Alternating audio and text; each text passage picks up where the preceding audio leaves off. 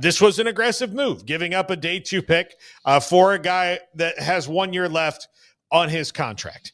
And the reason he has not been extended by his previous team, in spite of the immense talent and potential he has and production that he's had, is that he's mercurial, to put it one way, maybe a little bit immature. They've sometimes been successful with this. They've not always been successful with this.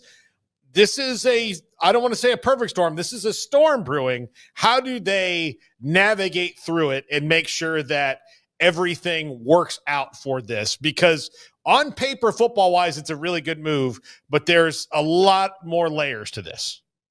No, you're exactly right. And I think the first part of your explanation also marries with the second part of your explanation, and the fact that he is on a 1-year deal, but it's a 1-year prove-it deal for himself as well. Off of a rookie contract, he has 1 year in a new franchise to try and make it work one way or the other. Keep the production going, but also have the character concerns suppressed, or have the locker room concerns suppressed in a new organization. Because it's one thing if one organization and a player doesn't get along. Let's say he just didn't have the best relationship with the Steelers. But then he goes into a 1-year prove-it deal with Dallas, and if there are any type of concerns off of the character in this 1 year, then that could black mark the rest of his career.